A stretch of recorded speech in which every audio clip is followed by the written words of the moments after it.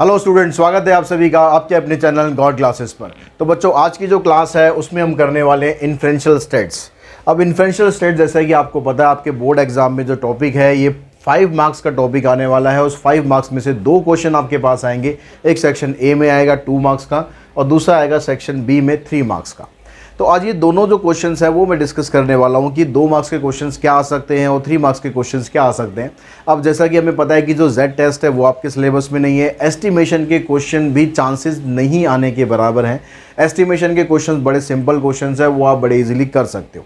मैं आज यहाँ पर बात कर रहा हूँ सेंट्रल लिमिट थ्योरम के क्वेश्चंस कुछ हम यहाँ पर डिस्कस करेंगे और टी टेस्ट के क्वेश्चन डिस्कस करेंगे, जिसमें 1 सैंपल टेस्ट होगा, 2 सैंपल टेस्ट होगा, प्लस उसमें हाइपोथेसिस आप कैसे सेट करोगे, इस सब के बारे में हम डिस्कस करने वाले हैं।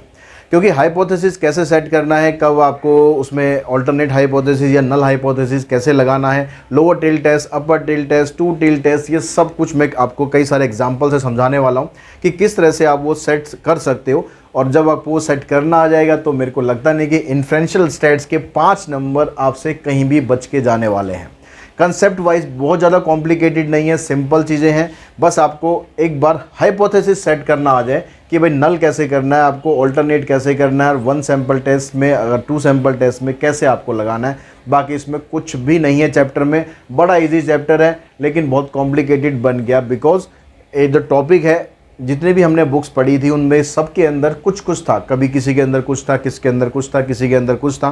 फिर भी मैंने अपने पिछले जो वीडियोस थे उसके अंदर, अगर आप इन्फ्रेंशियल स्टेट्स में थोड़ा और डिटेल में जाना चाहते हैं तो वो वीडियो आप ज़रूर देखो, ताकि उसमें आप समझ पाओ कि किस तरह से आपको इन्फ्रेंशियल स्टेट्स के क्वेश्चंस करने हैं। तो आज हम यहाँ पर सिर्फ बात करने वाले हैं एग्जामिनेशन पॉइंट ऑफ व्यू से कि किस किस तरह के क्वेश्चंस आपको करने को मिल सकते हैं। देखिए, सबसे पहला जो सीबीएसई सैंपल पेपर में भी जो क्वेश्चन आया था हमारे पास, वो था सेंट्रल लिमिट थ्योरम का। तो यहाँ भी मैं 2-3 एग्जांपल सेंट्रल लिमिट थ्योरम के ले रहा हूँ। पहले उन सेंट्रल लिमिट थ्योरम के क्वेश्चंस करने के बाद फिर हम इस पर चलेंगे जो हमारा मेन टास्क है, जो हमें मेन समझना है कि यहाँ पर आपको नल हाइपोथेसिस या अल्टरनेट हाइपोथेसिस कैसे सेट करना है और कैसे पता लगाना है। तो पहले हम चलते हैं क्वेश्चन नंबर इस पे सेंट्रल लिमिट थ्योरम पर।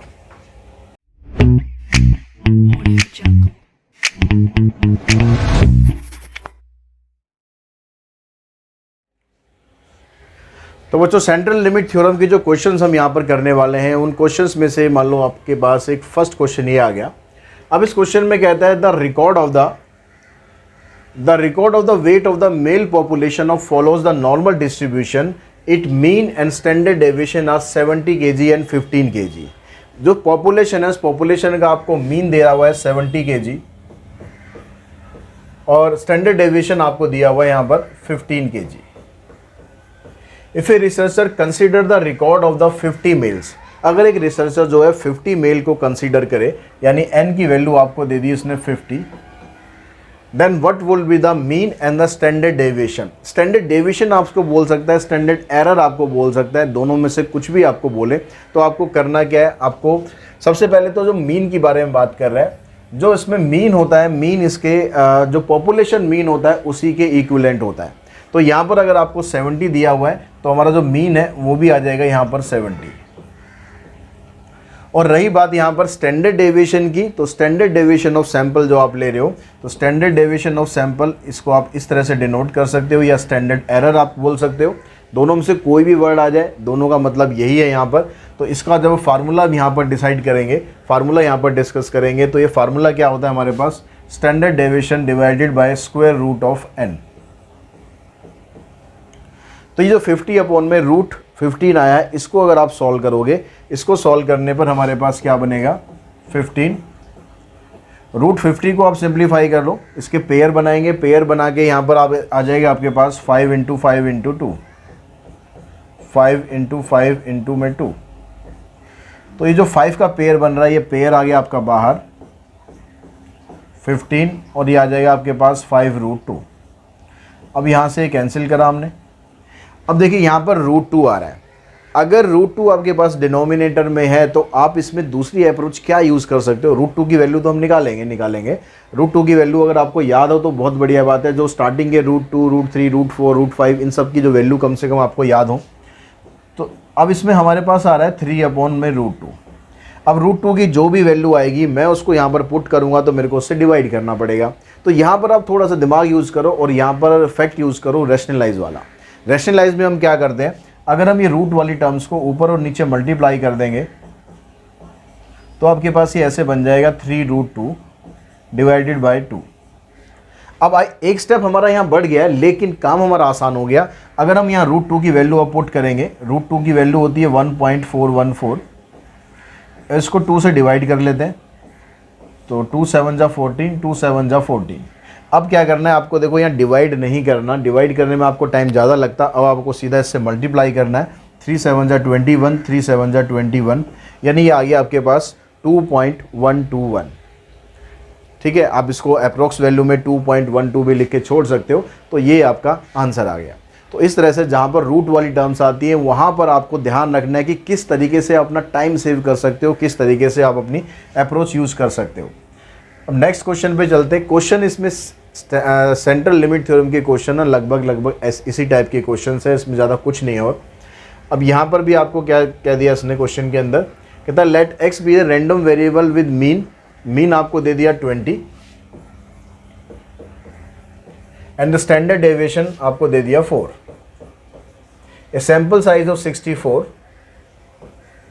एन की value 64, randomly selected from this population, find the mean and the standard deviation. तो बात अब फिर वहीं यहाँ पर आ गई कि जो पॉपुलेशन है, इस पॉपुलेशन में से आपने ये सिलेक्ट कर लिया तो आपको इसका मीन और स्टैंडर्ड डेविएशन बताना है। तो यहाँ पर भी आपको क्या करना है, जो मीन आएगा आपके पास सैंपल मीन, वो यहाँ पर म्यू के बराबर ही होगा, यानी 20 आ गया।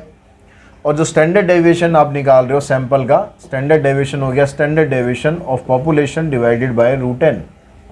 तो स्टैंडर्ड डेविएशन ऑफ पॉपुलेशन आपके पास कितना है 64, और n की वैल्यू आ गई आपके पास, स्टैंडर्ड डेविएशन है 4, स्टैंडर्ड डेविएशन 4 आ गया और यहाँ पर आ गया 64। अब इसको आप कैंसिल करोगे, आपका आंसर आ जाएगा 0.5। तो इस तरह से अगर सेंट्रल लिमिट थ्योरम का क्वेश्चन आ जाता है, बड़े आराम से आपको पता भी चल जाएगा और बड़े आराम से क्वेश्चन आपका हो भी जाएगा। जो हमारा मेन काम है अब ये हाइपोथेसिस वाले क्वेश्चंस हैं, वो आपको कैसे करने हैं मैं उस पर आपको लेके चल रहा हूँ। तो अब यहाँ पर देखिए, जो पहला क्वेश्चन हम यहाँ पर ले रहे हैं, यहाँ पर इस क्वेश्चन के अंदर हमें सॉल्यूशन नहीं करना, सिर्फ null hypothesis alternate hypothesis setup करना है। वो सेटअप आप करना सीख जाएंगे, फिर क्वेश्चन उसके बाद हम प्रैक्टिस करेंगे। तो 3-4 क्वेश्चन मैं आपको सिर्फ यही कराने वाला हूँ कि इसमें आपको सेटअप कैसे करना है, कि नल हाइपोथेसिस और ऑल्टरनेट हाइपोथेसिस कैसे आपको बनाना है। जो ऑल्टरनेट हाइपोथेसिस है, पहले आप फोकस करो ऑल्टरनेट हाइपोथेसिस पर। ऑल्टरनेट हाइपोथेसिस जब हम बनाते हैं तो हमारे पास क्या कंडीशन आती है, हम यहाँ पर ऑल्टरनेट हाइपोथेसिस में ऐसे लिखते हैं कि mu is not equals to 0।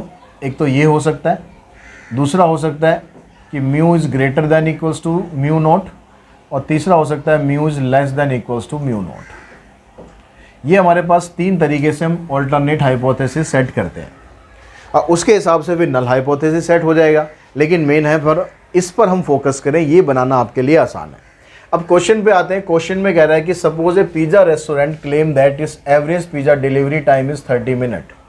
जो एवरेज डिलीवरी टाइम है उसका वो 30 मिनट है, जो रेस्टोरेंट है जो वो क्लेम कर रहा है, ठीक है। But you believe that the restaurant takes more than 30 minutes. लेकिन हम ये क्लेम कर रहे हैं, हम ये मानते हैं कि जो रेस्टोरेंट का जो डिलीवरी टाइम है वो 30 मिनट से ज़्यादा है। यानी जो ऑल्टरनेट हाइपोथेसिस जब आप इसमें बनाओगे तो हम क्या लेंगे, म्यू इज़ ग्रेटर देन 30। हमारे हिसाब से जो रेस्टोरेंट का डिलीवरी टाइम है वो 30 मिनट से ज़्यादा है, तो ये हमारा बन गया ऑल्टरनेट हाइपोथेसिस। और जो यहाँ पर क्लेम कर रहा है रेस्टोरेंट, उसका एवरेज टाइम 30 मिनट है, यानी mu less than equals to 30। तो इसके हिसाब से आप सेट करो तो आपका हाइपोथेसिस हमेशा सही बनेगा। तो इसका हाइपोथेसिस हमने यहाँ पर सेट कर दिया। इसी तरीके से हम आगे करते हैं, कुछ और एग्जांपल समझते हैं। अब यहाँ पर मान लो हम अगले क्वेश्चन पे चलते हैं। अगला क्वेश्चन हमें दिया हुआ है, A study claimed that the mean income of the senior executive in the manufacturing sector in an industry state is rupees 6,45,000। जो मीन इनकम है, जो सीनियर एग्जीक्यूटिव्स हैं, उनकी मीन इनकम जो है पर एनम इतनी है। The test to test this claim, it is decided to take a sample of 25 executive and obtain their mean income। अब हमें ये डिसाइड करने के लिए हमने एक सैंपल लिया 25 लोगों का, और हमने यहाँ पर एक मीन इनकम वहाँ पर निकाली। अब मीन इनकम निकालेंगे तो क्या आएगी आपके पास, वो कह रहा है कि भाई जो मीन इनकम है वो कितनी है 6,45,000। अगर हमें इस क्लेम को रिजेक्ट करना है, अगर हमें इस क्लेम को रिजेक्ट करना है तो क्या होगी, हमारी जो मीन इनकम आएगी वो या तो 6,45,000 से कम आनी चाहिए या ज़्यादा आनी चाहिए। यानी जो ऑल्टरनेट हाइपोथेसिस है वो यहाँ पर क्या बन रहा है, mu is not equals to 6,45,000। और कंपनी क्या कह रही है, कंपनी कह रही है कि भाई जो नल हाइपोथेसिस है उसके हिसाब से जो मीन इनकम है वो है 6,45,000। तो ये कंपनी का क्लेम है। अगर ये रिजेक्ट हो गया, रिजेक्ट होने का मतलब है कि जो इनकम है उसकी जो पर एनम इनकम दे रखी है आपको सीनियर एग्जीक्यूटिव्स की, वो 6,45,000 से या तो कम है या ज़्यादा है, 6,45,000 नहीं है अगर नल हाइपोथेसिस यहाँ पर रिजेक्ट होता है तो इस तरीके से आप यहाँ पर इसको सेट कर सकते हैं। नेक्स्ट क्वेश्चन देखते हैं, एक और एग्जाम्पल देखते हैं इसका। इस एग्जाम्पल के अंदर अब आपको ये बोल रहे हैं यहाँ पर, a researcher content that the mean daily sleep of young baby is 15 hours. जो मीन डेली स्लीप है एक बच्चे की वो 15 आवर्स है। A sample of 28 babies is taken randomly and their average sleep is found to be 13 hours and 48 minutes. अब यहाँ पर जो सैंपल लिया गया 28 बेबीज़ का, तो उनकी एवरेज स्लीप निकाली गई भाई 13 आवर्स एंड 48 मिनट्स है, with a standard deviation of 80 minutes. Set up the null and the alternate hypothesis to test his claim. अब जो alternate hypothesis क्या बनेगा यहाँ पर उसने दिया कि भाई जो मीन वो है आपके पास, जो हमने सैंपल लिया उसके हिसाब से मीन हमारे पास आ रहा है 13 आवर्स एंड 48 मिनट्स। तो इसका मतलब क्या हुआ, अगर हमें जो क्लेम है, क्लेम क्या है कि जो डेली जो स्लीप है वो 15 आवर्स है, तो हमें जब ऑल्टरनेट हाइपोथेसिस बनाएंगे तो ये 15 आवर्स से या तो कम होनी चाहिए या ज़्यादा होनी चाहिए। तो यहाँ पर आ जाएगा mu is not equals to 15। और जो आपके पास नल हाइपोथेसिस है ये आ जाएगा कि जो स्लीप है वो 15 आवर्स है। वो आगे क्वेश्चन में दे रखा है कि सैंपल ऑफ 28 बेबी रैंडम टेकली, वो एक अलग चीज़ है, वो क्वेश्चन जब हम सॉल्व करेंगे तब वो हमारा काम आएगा। लेकिन जब नल हाइपोथेसिस सेट करेंगे, अगर हमारे पास ये लाइंस नहीं भी दी हुई हैं तो भी कोई बात नहीं है, हम इसके हिसाब से नल हाइपोथेसिस सेट कर रहे हैं।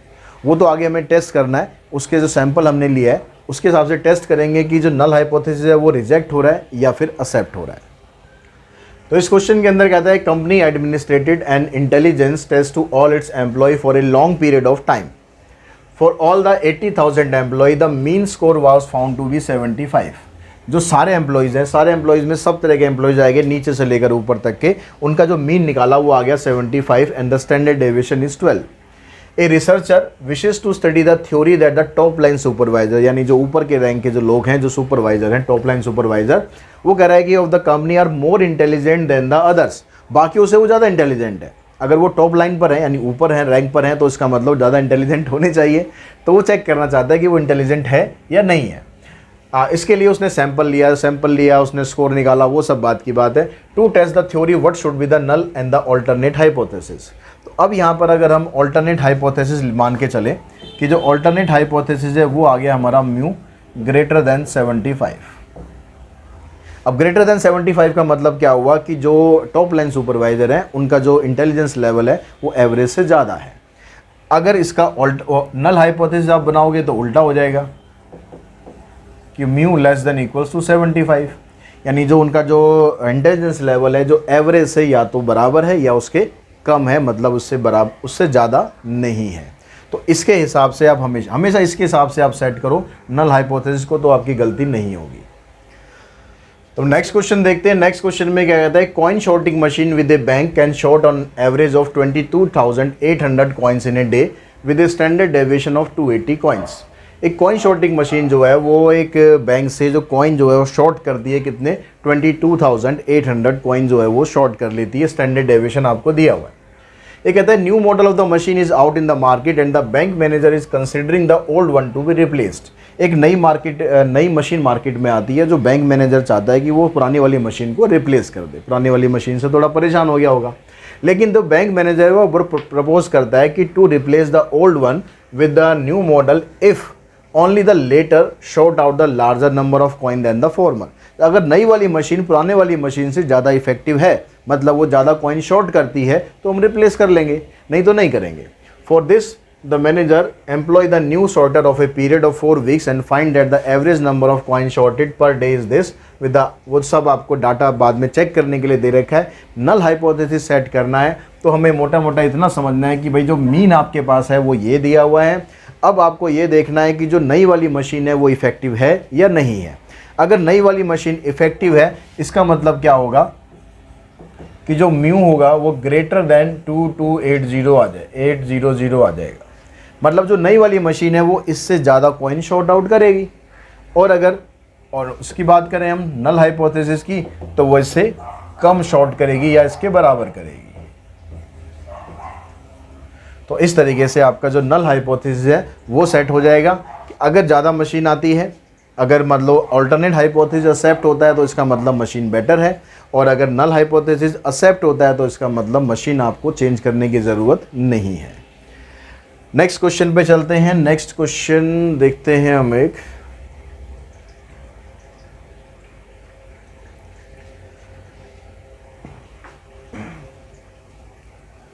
नेक्स्ट क्वेश्चन देखो, ये वाला क्वेश्चन देखते हैं। A company is making brake system for car. एक कंपनी ब्रेक सिस्टम बना रही है कार के लिए। For using this brake system a car running at a speed of 40 kilometre per hour comes to a हाफ after covering a distance of 15 feet on an average. यानी अगर वो 15 feet का डिस्टेंस ऑन एन एवरेज तय करती है car लगाने के बाद, 40 किलोमीटर पर आवर की जो स्पीड है उस पर जब ब्रेक लगाई जाती है तो 15 फीट का वो डिस्टेंस कवर करती है ऑन एन एवरेज। अब ब्रेक लगाते एकदम तो रुकेगी नहीं ना, एकदम रुक गई तो फिर आप बाहर जाओगे, ऐसा तो होगा नहीं। Recently the company has developed power brakes which when applied 100 times to car running at 40 kilometre per hour indicated that the average distance covered is 13 feet before stopping. अब एक जो कार कंपनी जो है ना वो एक नया सिस्टम डेवलप कर रही है, पावर ब्रेक लगा रही है, और पावर ब्रेक को लगाने पर अगर आप 40 किलोमीटर पर आवर की स्पीड से कार को चलाते हो तो 13 फीट के बाद कार रुक जाती है। फिर ये वही वाली बात है कि इसको आपको क्वेश्चन जब सॉल्व करेंगे तब करना है। To test as to if the power brake system is better set up the appropriate hypothesis. अब वो जो पावर ब्रेक सिस्टम है वो बेटर है या नहीं है ये हमें बताना है। अगर वो बेटर है का मतलब ऑल्टरनेट हाइपोथेसिस लिया। अब बेटर है का मतलब यहाँ पर म्यू की वैल्यू जो लेस देन 15 होगी, 15 ही था ना यहाँ पर, हाँ लेस देन 15 होगी, क्योंकि जब आप ब्रेक लगाओगे अगर वो बेटर है, बेटर का मतलब है कि कम डिस्टेंस में आपकी कार रुक जाएगी। तो यहाँ पर ध्यान रखना कि आपको कहीं ग्रेटर देन मत लगाना कि ये बेटर है तो सर ये ज़्यादा होना चाहिए, ज़्यादा नहीं, क्योंकि यहाँ पर कार की ब्रेक की बात हो रही है। ब्रेक उतना ही इफेक्टिव होगा जितनी जल्दी कार रुकेगी। तो इसका मतलब म्यू की वैल्यू लेस देन 15 आती है, दैट मीन्स ब्रेक इफेक्टिव है। अगर ब्रेक इफेक्टिव नहीं है तो इसका मतलब नल हाइपोथेसिस क्या हो गया, ग्रेटर देन और इक्वल्स टू 15। तो यहाँ पर आपका लोअर टेस्ट लग जाएगा और उसके हिसाब से फिर आगे क्वेश्चन हम करने वाले हैं। ये कुछ 4-5 मैंने एग्जाम्पल आपको समझाया कि जैसे आप समझ सको कि आपको कैसे सेटअप करना है। बाकी क्वेश्चन हम करेंगे उसके अंदर भी सेटअप करेंगे कि किस तरह से आपको नल हाइपोथेसिस सेट करना है। तो बच्चों नेक्स्ट क्वेश्चन देखते हैं। नेक्स्ट क्वेश्चन में कहता है कि medicine is packed in bags by a machine. A random sample of 10 bags were drawn and their content are found to weight in kg is equals to this। अब यहाँ पर आपको वेट दिया हुआ है, 10 सैंपल्स हमने चूज़ कर लिए हैं। यहाँ पर आपको सैंपल मीन डायरेक्टली नहीं दिया हुआ है, आपको निकालना पड़ेगा। तो ऐसा भी हो सकता है, ये मत समझ के चल रहा कि सैंपल मीन आपको या सैंपल स्टैंडर्ड डेविएशन आपको दे रखा होगा, आपको निकालना भी पड़ सकता है। Test if the average packing can be taken to be 50 kg। तो जो एवरेज पैकिंग है वो 50 kg होगी, ये हमें टेस्ट करना है। टेस्ट कर रहा है मतलब वही नल हाइपोथेसिस और ऑल्टरनेट हाइपोथेसिस हमें यहाँ पर चेक करना है। अब यहाँ पर अगर आप ऑल्टरनेट हाइपोथेसिस बनाओगे या नल हाइपोथेसिस बनाओगे तो जैसा मैंने आपको बताया कि पहले आप बनाओ ऑल्टरनेट हाइपोथेसिस। तो उसके हिसाब से क्या हुआ कि जो हम पैकिंग कर रहे हैं वो 50 kg नहीं है, ठीक है, ऑल्टरनेट हाइपोथेसिस। अब इसमें वो तो नहीं ले सकते ना, आप इक्वल्स टू तो ले ही नहीं सकते, इसमें या तो ग्रेटर होगा या लेस होगा या नॉट इक्वल्स टू होगा। तो जो एवरेज है वो कह रहा है कि भाई 50 kg है, तो मान के चलते हैं कि ऑल्टरनेट हाइपोथेसिस में क्या होगा 50 kg नहीं है। तो नल हाइपोथेसिस हमारा क्या बनेगा कि ये 50 kg है। अब आपको चेक करना है कि नल हाइपोथेसिस एक्सेप्ट हो रहा है या रिजेक्ट हो रहा है। अगर एक्सेप्ट हो गया that means average packing 50 kg की है, रिजेक्ट हो गया तो मतलब एवरेज पैकिंग 50 kg की नहीं है। तो अब यहाँ पर आपके पास क्या क्या दे रखा है, हमें टेस्ट करने के लिए चाहिएगा मीन और स्टैंडर्ड डेविएशन। तो मीन हम निकालेंगे, सैंपल मीन। तो उसके लिए आपको सैंपल्स दे रखे हैं, इनका आपको सम करके पहले मीन फाइंड करना पड़ेगा। 40 + 45 48 50 52 55 45 52 63 एंड 40। और आपके पास ये टोटल जो है 10 सैंपल्स थे। तो इन सब का आप टोटल करेंगे तो टोटल आपके पास आ जाएगा इनका 490। 490 को हमने डिवाइड किया 10 से तो हमारे पास आ गया सैंपल मीन 49। अब यहाँ पर इसका आपको निकालना पड़ेगा स्टैंडर्ड डेविएशन। तो उसके लिए फार्मूला हमारे पास कि उसके लिए हमें चाहिएगा सिग्मा xi माइनस मीन का स्क्वायर। तो xi तो आपके पास ये सारी हैं, मीन ये दे रखा है आपको, माइनस करते जाओ, माइनस करके यहाँ पर सॉल्व करते जाओ। 40 - 49 यानी -9 आ गया। फिर 45 - 49 -4 -1 +1 +3। 55 में से माइनस करेंगे 6 आ जाएगा। 45 में से माइनस करेंगे -4 आ गया। 52 में से माइनस करेंगे 3 आ जाएगा। 63 में से इसको माइनस करेंगे तो 14 आ जाएगा। और 40 में से माइनस करेंगे तो -9 आ गया। तो यहाँ पर जितने भी टर्म्स दे रखी हैं सबका स्क्वायर करने के बाद उसका सम करना है, और ये सम करने के बाद आपके पास आ रहा है 446। तो इसकी वैल्यू आ गई 446। अब जो स्टैंडर्ड डेविएशन होता है हमारे पास वो क्या होता है, square root of sigma xi minus mean का स्क्वायर डिवाइडेड बाय n-1। तो ये आ गया आपके पास square root of 446 divided by n-1 यानी 10-1। 10-1 का मतलब आ गया 9। तो ये 446 को अगर आप 9 का मतलब हो गया स्क्वायर रूट ऑफ 9 करोगे तो 3 आ जाएगा। तो यानी ये ऊपर आ गया आपके पास 446। इसको करना है आपको डिवाइड 3 से। अब 446 का आपको निकालना है स्क्वायर रूट। अब इसका स्क्वायर रूट निकालने के लिए भी आप वही शॉर्टकट टेक्निक यूज़ कर सकते हो। अब आपको ये पता होना चाहिए इसके आसपास कौन सा स्क्वायर जो है कंप्लीट आएगा। तो 484 इसके आसपास आता है। 484 किसका स्क्वायर होता है, 22 का स्क्वायर होता है। ठीक है, 22 का स्क्वायर 484 होता है, तो उसको हम यूज़ करेंगे 22 का। तो हमने लिखा इसको 484, इसमें से माइनस करेंगे तो कितना आ जाएगा, 14 - 6 8 और 7 - 4 3। हमने इसको ऐसे लिख लिया। अब यहाँ जो 484 है इसका स्क्वायर रूट 22 हो गया, माइनस यहाँ पर आएगा 38 डिवाइडेड बाय 2 इंटू में 22। यहाँ से आ गया आपके पास 19। 19 को आप डिवाइड कर लो 22 से तो आपके पास कितना बनेगा, यहाँ पर 0 लगाएंगे डेसिमल आ जाएगा। 8 से करो, 8 2 16 और 1 17। 9 से चला जाएगा, नहीं 8 - 7 1। अब ये चला जाएगा आपके पास लगभग 7 से, अप्रोक्सीमेट वैल्यू आपकी 7 पे आ जाएगी। तो 0.87 आ गया। 22 में से 0.87 माइनस करोगे तो 10 - 7 3, 9 - 8 1 और यहाँ पर बच गया 21 डिवाइडेड बाय 3। तो 3 से आप इसको डिवाइड करोगे तो 3 7 = 21, 0 3 4 = 12।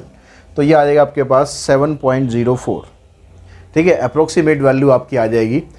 अब यहाँ पर एस भी आ गया आपके पास और सैंपल मीन भी आ गया। अब आपको टेस्ट करने के लिए टी वैल्यू निकालनी है।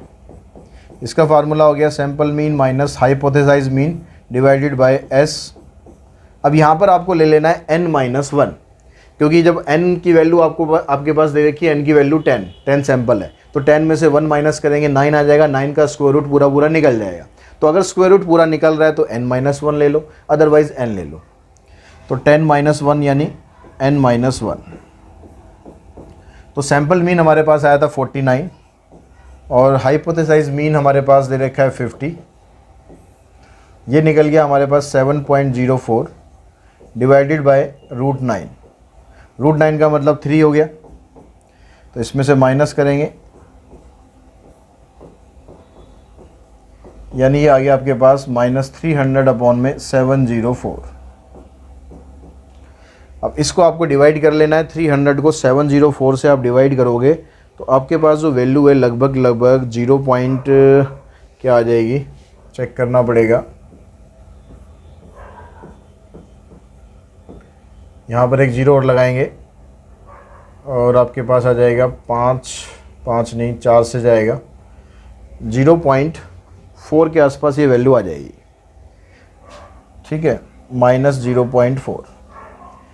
अब आपको जो टी वैल्यू दे रखी है इसने दे रखी है 1.833। तो हमें क्या करना है, हमें यहाँ पर जो भी टी वैल्यू आती है उसका मॉडुलस चेक करना है कि वो इससे ज़्यादा आ रहा है या इससे कम आ रहा है। तो हमारा जो टी वैल्यू का मॉडुलस है यानी 0.4 वो इस वैल्यू से कम आ रहा है, यहाँ पर लेस देन का साइन आ जाएगा,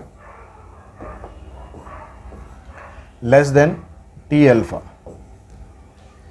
तो अगर हमारी टी वैल्यू इससे कम आ रही है इसका मतलब नल हाइपोथेसिस हमारा एक्सेप्ट हो रहा है, रिजेक्ट नहीं हो रहा है। तो नल हाइपोथेसिस यानी H0 एक्सेप्ट। एक्सेप्ट का मतलब क्या हुआ कि जो एवरेज पैकिंग है वो 50 kg है, वो ठीक है, ठीक है।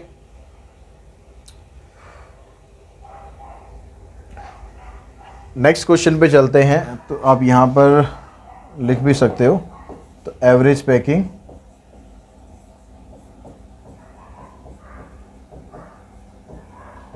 Is 50 kg।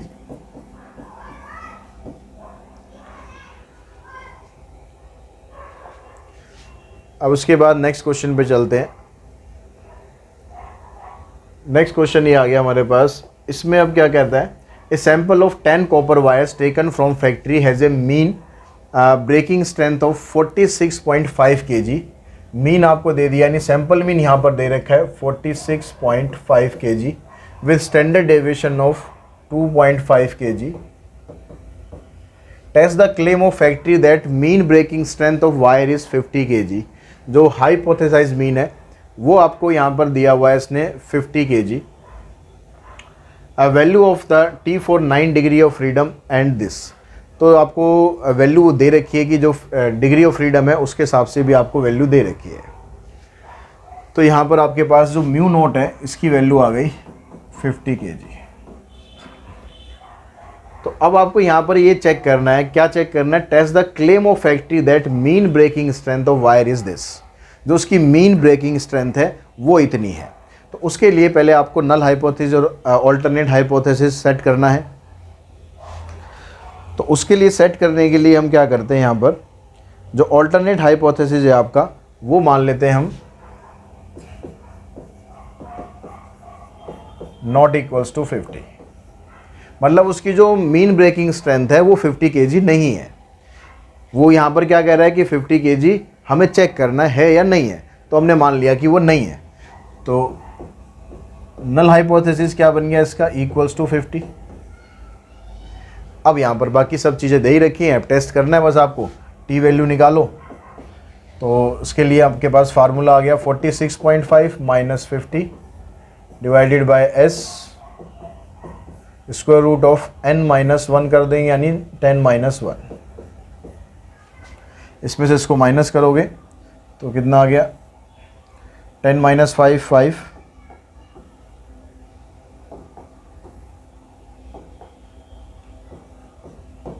9 - 6 3 माइनस ये आ गया 2.5 और ये आ जाएगा 3। ये इधर मल्टीप्लाई कर दो, पॉइंट से पॉइंट कट जाएगा, 5 से इसको कैंसिल कर दो। ये आ गया आपके पास -21/5। तो ये आ गया -4.2। ये आ गया आपकी टी वैल्यू।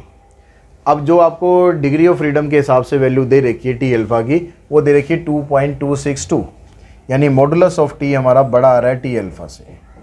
इसका मतलब क्या हुआ, जो नल हाइपोथेसिस है वो हो गया रिजेक्ट।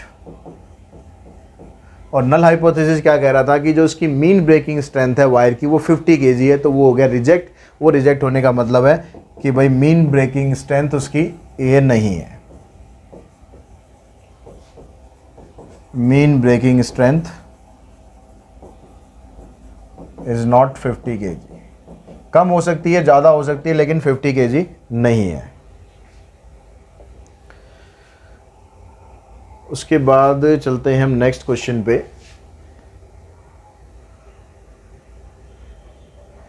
तो नेक्स्ट क्वेश्चन में आपको यहाँ पर दिया हुआ है, a machine produces insulating washers for the electrical device of average thickness of 0.025। वो एवरेज थिकनेस आपको दी हुई है, तो वो हो गया आपके पास सैंपल मीन।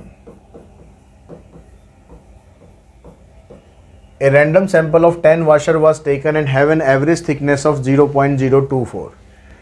जो सैंपल हमने लिया था उस सैंपल से जो एवरेज आएगी वो सैंपल मीन होगा। तो ये 0.025 क्या है, ये पॉपुलेशन मीन है, यानी ये आपके को म्यू दे रखा है।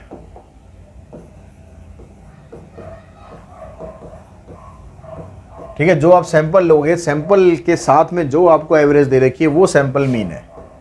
तो सैंपल मीन हमारे पास 0.024 है और सैंपल हमने लिया यहाँ पर 10 वॉशर्स का।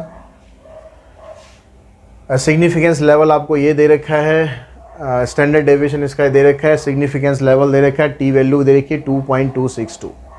तो अब यहाँ भी उसी क्वेश्चन की तरह पहले तो नल हाइपोथेसिस सेट करो कि आपको यहाँ पर जो टेस्ट है वो क्या करना है, टेस्ट करना है सिग्निफिकेंस ऑफ द डेविएशन। जो डेविएशन आ रहा है वो सिग्निफिकेंटली पॉसिबल है या नहीं है, मतलब सिग्निफिकेंटली ज़्यादा डिफरेंस तो नहीं है। तो ज़्यादा डिफरेंस अगर होगा तो उसका मतलब क्या हुआ, जो नल हाइपोथेसिस है ये आ जाएगा नॉट इक्वल्स टू 0.025। इसका मतलब जो डिफरेंस है वो सिग्निफिकेंट है, मतलब ज़्यादा डिफरेंस है। और जो नल हाइपोथेसिस है वो आपका क्या बन जाएगा, 0.025। अब यहाँ पर आप वही टी वैल्यू निकालो।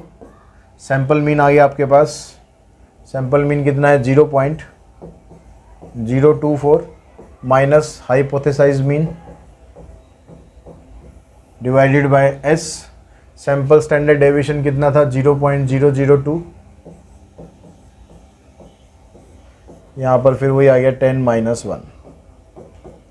इसमें से इसको माइनस करेंगे तो माइनस 0.001, 10-1 9, 9 का स्क्वायर रूट 3 ऊपर आ जाएगा, नीचे आ गया 0.002। तो पॉइंट कैंसिल हो गया, ऊपर आ गया 3/2 मतलब -1.5। तो ये तो आ गया आपके पास टी वैल्यू। अब उसके बाद आपको निकालनी है यहाँ पर टी, उससे कंपेयर करो। जो आपकी टी वैल्यू है ये छोटी आ रही है टी अल्फ़ा से, तो इसका मतलब जो नल हाइपोथेसिस है वो एक्सेप्ट हो रहा है।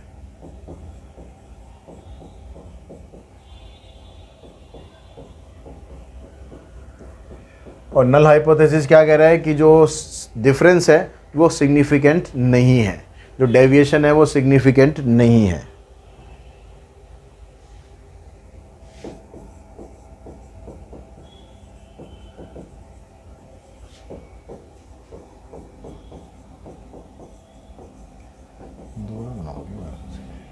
नहीं यार, चलने दे।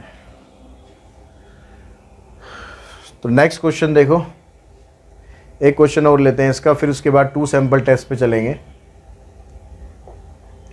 तो इस क्वेश्चन में कहता है कि 10 cartons are taken at random from an automatic packing machine, the mean net weight of the 10 carton is this. तो 10 कार्टन का वेट है वो ये है। तो आपको यहाँ पर n की वैल्यू 10 दे दी और सैंपल मीन आपको दे दिया 11.8, स्टैंडर्ड डेविएशन दे दिया आपको 0.15। Does the sample mean differ significantly from the intended weight of 12 kg? अब जो सैंपल मीन है जो 12 kg का वेट है उससे क्या सिग्निफिकेंटली डिफर कर रहा है? तो सेम चीज़ पूछ रहा है, बस लैंग्वेज में डिफरेंस है, बाकी सेम चीज़ ही पूछ रहा है आपसे कि जो यहाँ पर म्यू नोट है आपको वो दे रखा है 12 kg। तो सिग्निफिकेंटली डिफरेंट होने का मतलब है कि जो म्यू है आपका और जो ऑल्टरनेट हाइपोथेसिस है वो बन गया mu is not equals to 12 और नल हाइपोथेसिस बन गया आपका म्यू इज इक्वल्स टू 12। फिर यहाँ पर आप टी वैल्यू निकालो।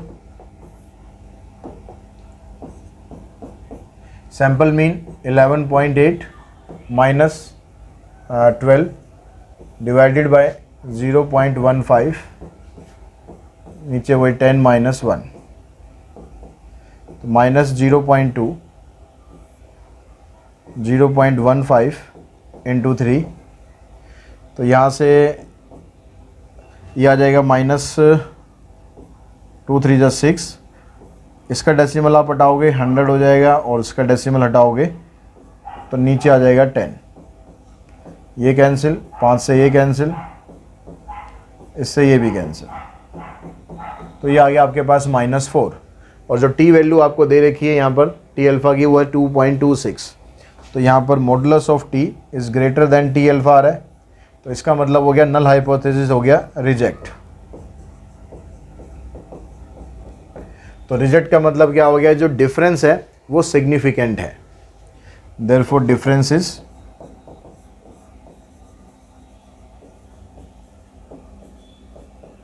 सिग्निफिकेंट।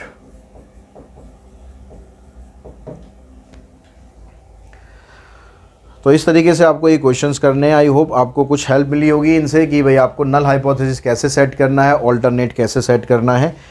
अब यहाँ पर हम कुछ क्वेश्चन ले लेते हैं जिसमें 2 सैम्पल टेस्ट हो। तो बच्चों कुछ क्वेश्चंस लेते हैं हम जिसमें 2 सैम्पल टेस्ट होगा। तो 2 सैम्पल टेस्ट को आपको कैसे करना है। अब यहाँ पे कहता है the IQ of 16 student from 1 city showed A mean of 107 with standard deviation of 10। तीनों चीज़ आपको दे दी, क्या क्या दिया, N1 दे दिया आपको 16, सैम्पल मीन आपको दे दिया 107, और स्टैंडर्ड डेविएशन आपको दे दिया 10। While the IQ of the 14 student from another city showed a mean of 112। अब यहाँ पर जो 14 स्टूडेंट है और सैम्पल मीन इसका 112 है, स्टैंडर्ड डेविएशन आपको 8 दे दिया। अब पूछता है is there a significance difference between the IQ of the student of the 2 cities at 0.01। जो भी आपको यहाँ पर दे रखा होगा उसकी टी वैल्यू साथ में दे रखी होगी। यहाँ पर टी वैल्यू लिखी नहीं है, मैं टी वैल्यू आपको बता दूं, यहाँ है 2.048। डिग्री ऑफ फ्रीडम है यहाँ पर 28, 2.048। तो आपको यहाँ पर अब क्या करना है, जो 2 सैम्पल टेस्ट होगा, 2 सैम्पल टेस्ट से आपको टी वैल्यू निकालनी है। सब कुछ यहाँ पर दिया हुआ है, बस आपको टी वैल्यू निकालनी है, कैलकुलेट करना है। जब टी वैल्यू होती है उसका फार्मूला हमारे पास क्या होता है, उससे पहले नल हाइपोथेसिस और ऑल्टरनेट हाइपोथेसिस वो भी सेट करना है। तो आपके पास जो नल हाइपोथेसिस है वो यहाँ पर क्या बन गया, mu is not equals to μ1 is not equals to μ2, यानी आपके पास यहाँ पर क्या कह रहा है, is there a significance difference between the IQ। हम मान लेते हैं कि दोनों के सिग्निफिकेंस डिफरेंस है, मतलब दोनों बराबर नहीं है, तो μ1 इज़ नॉट इक्वल्स टू μ2।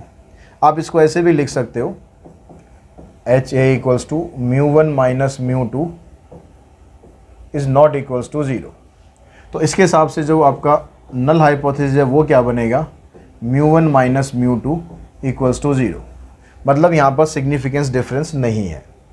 अब हम यहाँ पर चेक करते हैं कि हमारा आंसर ठीक आ रहा है या नहीं आ रहा है। तो यहाँ पर आप देखो टी वैल्यू निकालो। इसके लिए हमारे पास फार्मूला क्या है, x1 माइनस x2, ये x1 है ये x2 है, minus difference divided by square root of s1 square by n1 plus s2 square by n2। ये t का फार्मूला था हमारे पास 2 सैम्पल टेस्ट में। अब इस फार्मूले के हिसाब से अगर हम वैल्यू कैलकुलेट करेंगे तो यहाँ पर आ गया 107 minus 1112 divided by s1 square, मतलब 10 का स्क्वायर करेंगे आप 100 आ गया, डिवाइडेड बाय n1 मतलब 16। उसके बाद फिर s2 स्क्वायर करेंगे मतलब 8 का स्क्वायर हो गया 64 डिवाइडेड बाय 14। इसको सिंप्लीफाई करो, इसमें से माइनस करेंगे -5 आ गया, यहाँ से इसको कैंसिल कर लेते हैं 4 से, तो 25 अपॉन में 4 आ गया आपके पास। इसको कैंसिल कर लेते हैं 2 से, तो 32 अपॉन में 7 आ गया।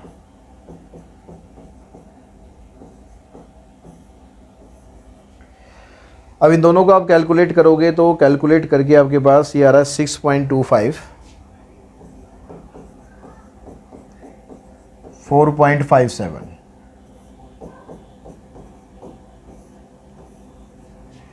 इन दोनों को प्लस किया 7 + 5 12, 5 2 7 + 1 8 और यहाँ पर आ गया 11, तो ये आ गया आपके पास 11.82, सॉरी 6 + 4 10, 10.82। ठीक है, अब ये 10.82 का आपको निकाल लेना है स्क्वायर रूट। स्क्वायर रूट निकालने के लिए फिर वही तरीका इस्तेमाल करो आप जो शॉर्टकट मेथड आपको बताया। तो यहाँ पर आपके ये पड़ेगा 9 के पास में, तो 9 के हिसाब से हम इसको तोड़ेंगे तो आ जाएगा 9 प्लस में 1.82। अब 9 का जो स्क्वायर रूट होता है वो तो आ गया 3, 1.82 डिवाइडेड बाय 3, 2 इंटू में 3, तो 2 से इसको कैंसिल करा और 3 से हम इसको कैंसिल, 3 से इसको डिवाइड करेंगे तो आ जाएगा 3 3 = 9 और 0 3 3 = 9, ये चलता रहेगा। तो 3.303 ये आ गया आपके पास।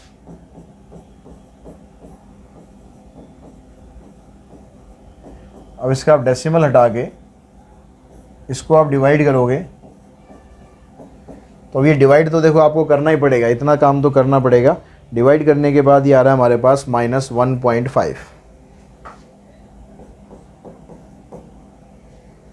ठीक है, लगभग अप्रोक्सीमेट वैल्यू आपको ले लेनी है, बिल्कुल एग्जैक्ट निकालने की कोई ज़रूरत है नहीं।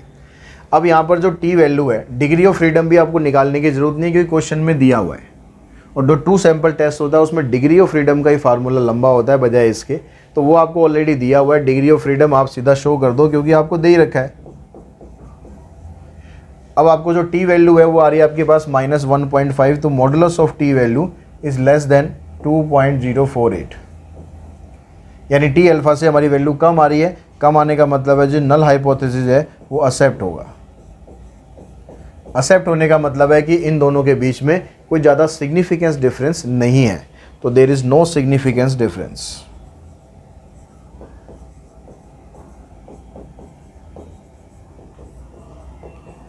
There is no significance difference.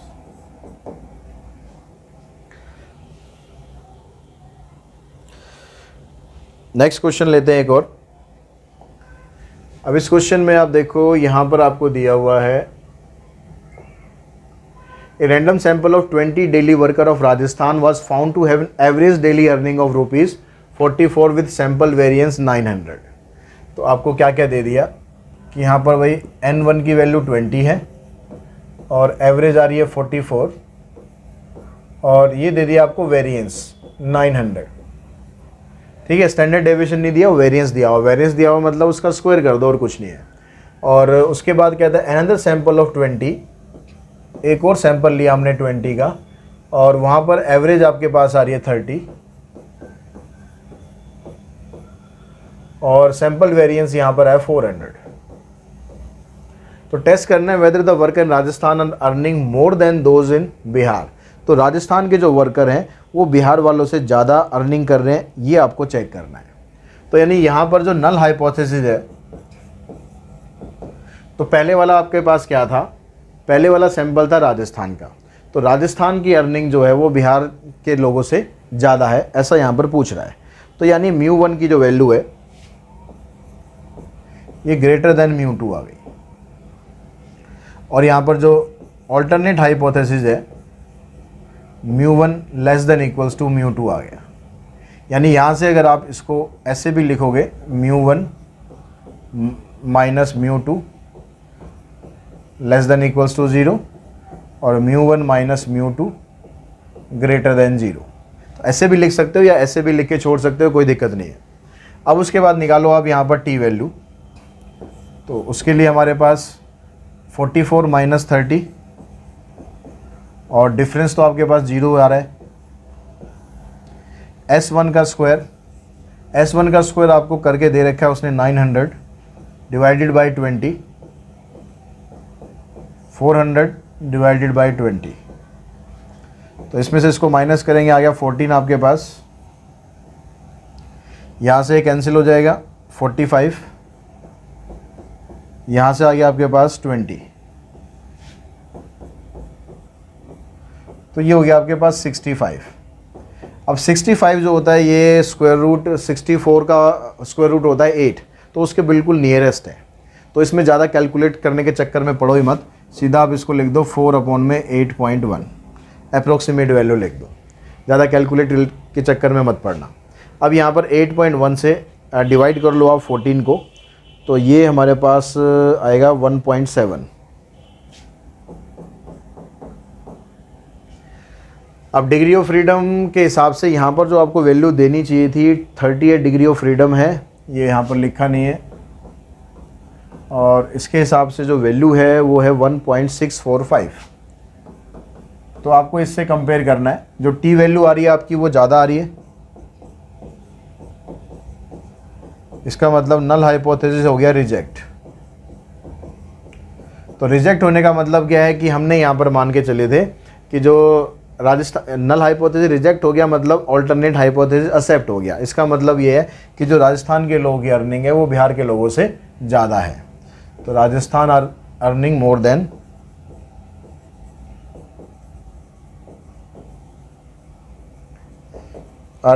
Then Bihar.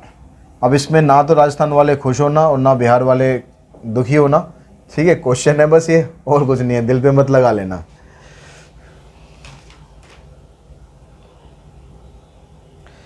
उसके बाद एक क्वेश्चन और लेते हैं हम यहाँ पर 2 सैम्पल टेस्ट का। उसके बाद मेरे ख्याल आपके जो 2 सैम्पल टेस्ट के क्वेश्चन हैं वो अच्छी तरह से प्रिपेयर हो जाएंगे। अब यहाँ पर 2 सैम्पल टेस्ट में एक क्वेश्चन हमारे पास ये है।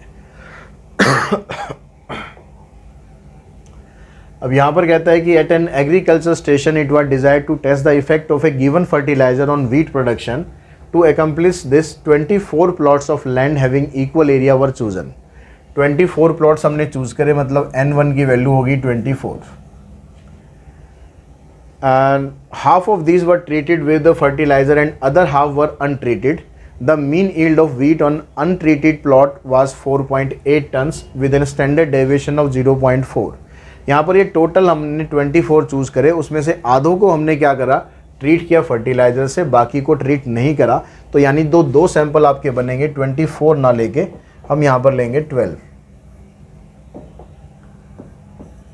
और दूसरा जो सैंपल है उसमें भी आ गया आपके पास 12। Mean yield of wheat on untreated plot was 4.8 tons. जो अनट्रीटेड है आपके पास वो कौन सा है, ये आपको पहले से यहाँ डिसाइड कर लेना है, क्योंकि दोनों बराबर ही हैं। तो अनट्रीटेड वाला आपके पास, मान लो ये पहले वाला अनट्रीटेड हो गया, ये हमारे पास है 4.8, और ये तो हो गया आपके पास सैंपल मीन, ठीक है, एवरेज, और स्टैंडर्ड डेविएशन इसका है 0.4। और दूसरे वाले में क्या कर रहा है, जो ट्रीटेड प्लॉट्स हैं उसकी एवरेज है 5.1 और स्टैंडर्ड डेविएशन है 0.6। ये वाला आपका अनट्रीटेड है, ये ध्यान रखना, और ये ट्रीटेड है। इस तरह से बेशक लिखना चाहो ब्रैकेट में लिख देना। अब ये कह रहा है can we conclude that there is a significance improvement in wheat production because of the fertilizer if a significance level of this. अब यहाँ पर आपको सिग्निफिकेंस लेवल बताना है कि भाई वो ज़्यादा है या नहीं है। अब जहाँ पर हमने ट्रीट करा था मतलब जहाँ पर हमने फर्टिलाइज़र दिया था, तो इसकी वैल्यू ज़्यादा होनी चाहिए, ऐसा ये कह रहा है। तो ऐसा ये कह रहा है कि जो ऑल्टरनेट हाइपोथेसिस है उसके हिसाब से जो अनट्रीटेड है वो हमने पहले लिया, यानी μ1 की जो वैल्यू है वो μ2 से कम है। तो ऑल्टरनेट हाइपोथेसिस हम और नल हाइपोथेसिस हमारा क्या बन गया, μ1 is greater than equals to μ2। अब यहाँ पर आप निकालो टी वैल्यू, x1 आपके पास आ गया 4.8 माइनस 5.1, ठीक है, डिफरेंस 0 है। इसका स्क्वायर करेंगे आ जाएगा 0.16 डिवाइडेड बाय 12, और इसका स्क्वायर करेंगे आ जाएगा 0.36 डिवाइडेड बाय 12। इसमें से इसको माइनस करेंगे आ जाएगा माइनस 0.3। 0.16 को अगर आप 12 से डिवाइड करते हो तो आपके पास आएगा 0.013,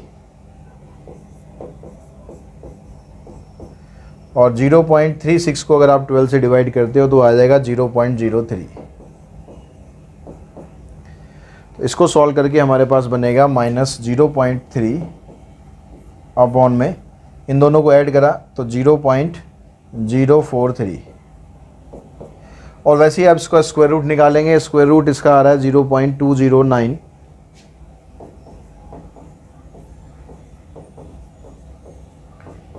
और डिवाइड करने के बाद हमारे पास वैल्यू आ रही है 1.44। अब जो यहाँ पर सिग्निफिकेंस लेवल के हिसाब से आपको टी वैल्यू दे रखी है वो वैल्यू है आपके पास 1.717। टी अल्फ़ा पहले वाले के लिए 1.717। ठीक है, डिग्री ऑफ फ्रीडम भी आपको दिया हुआ है, डिग्री ऑफ फ्रीडम है 22। तो यहाँ से इससे कंपेयर करेंगे तो टी वैल्यू है हमारी वो कम आ रही है।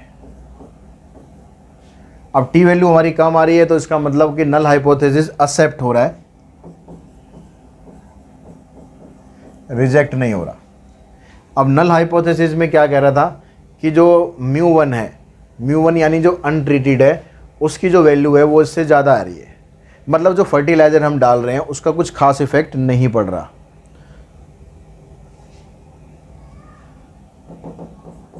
तो हम ये कह सकते हैं डिफरेंस इज नॉट सिग्निफिकेंट।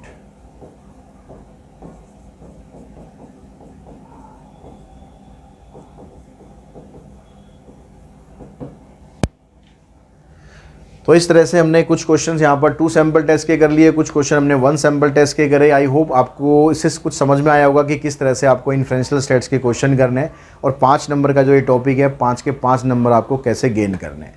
तो आज की इस वीडियो में इतना ही। Thanks to all of you.